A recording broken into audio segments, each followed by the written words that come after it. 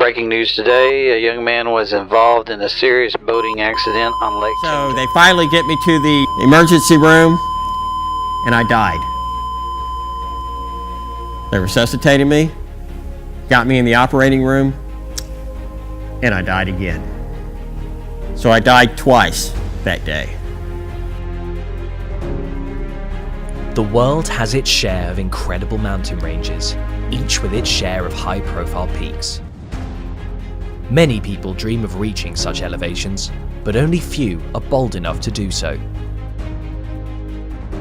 This is a story of one man who broke world records. A man who set a world record by climbing to the highest elevations in every American state in a little less than 67 days. This world record holder has been featured in thousands of publications and televised programs across the world, achieving various global recognition as well as being awarded with several distinguished honors. Regarded as an inspirational speaker, his journey reflects both strength and ambition. However, it isn't only his achievements that have become the main source of motivation. It is more about how he managed to overcome the obstacles that stood in his way.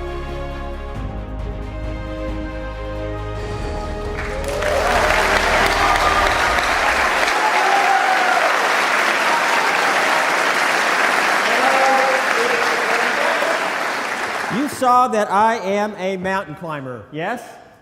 And what was different about my mountain climbing?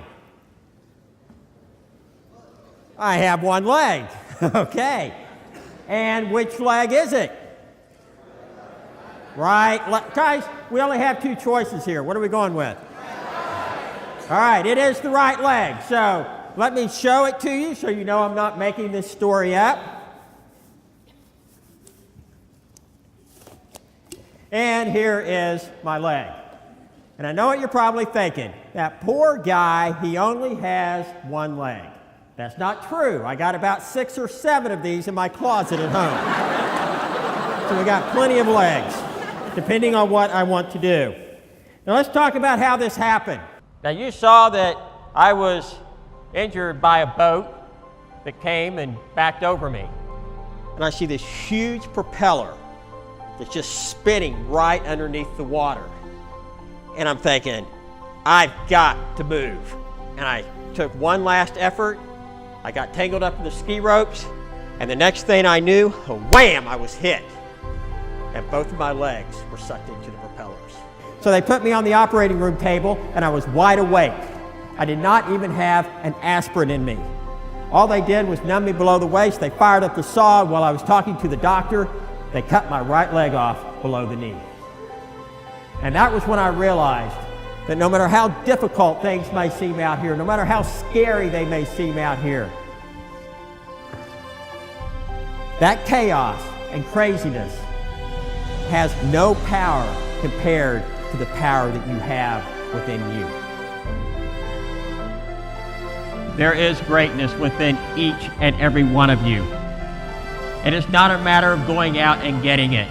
It's a matter of bringing it out from within you, because that is where it is. You will never find it anywhere else, because greatness is not just within one of us, it's within every one of us. And together we can make this world great. Thank you.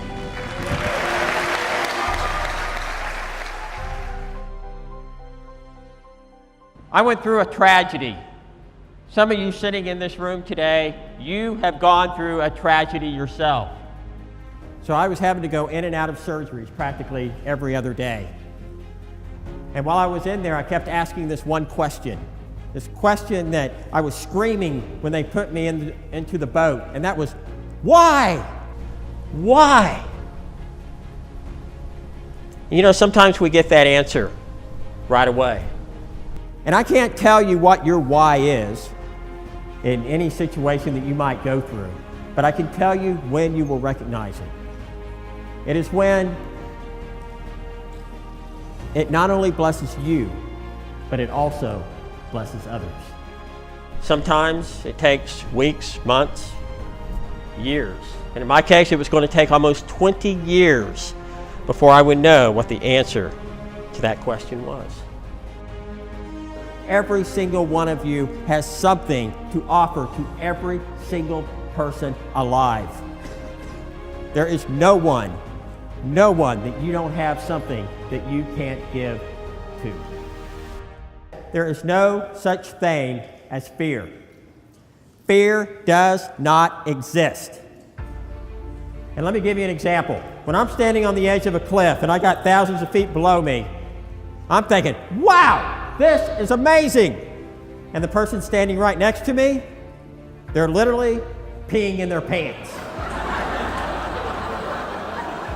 I had this lady that was kind of my mentor.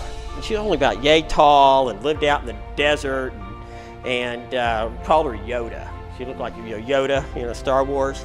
I really took what this woman had to say to heart, because like she would get letters, just to give you an idea how respected she was. She would get letters from the White House. Then there was this other guy that came to her, and he said, I don't know what to do. Somebody's taken one of my characters and I only have a duck and a mouse, and I don't know which one to make the main character.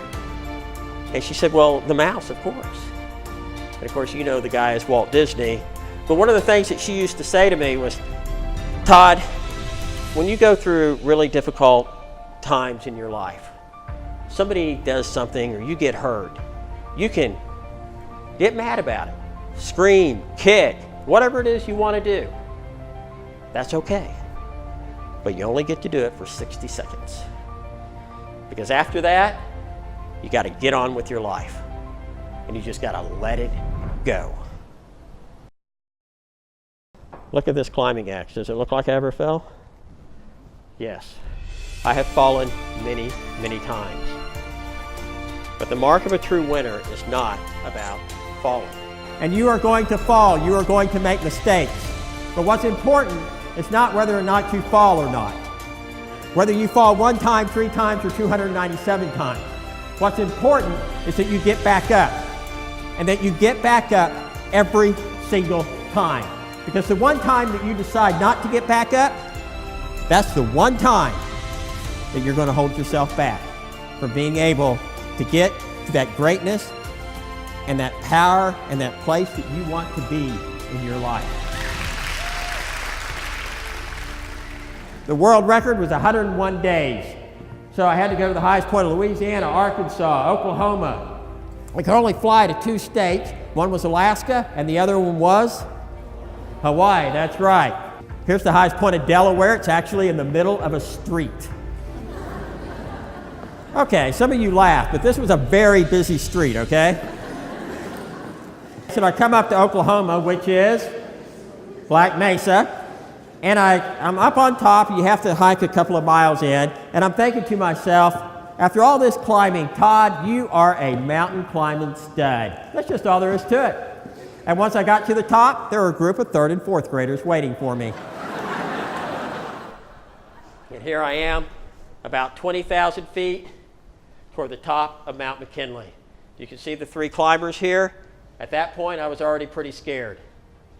I already had 2 body bags drug in front of me. One was a frozen climber. They found him hanging upside down on his rope. The other one, they found him sitting on a rock with the radio next to his head like he was talking into it, frozen to death. And he was hired by the Park Service to teach safe climbing techniques.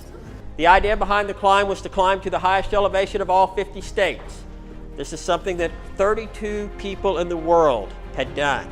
I did become the first leg amputee to climb to the highest elevations of all 50 states. Also, the world record was 101 days, set by Adrian Crane, the British mountain climber. Instead of doing it in 101 days, which was the 2-legged world record, I did it in 66 days, 22 hours, and 47 minutes, thereby shattering the 2-legged record by over 35 days and becoming the first and only disabled person. Thank you.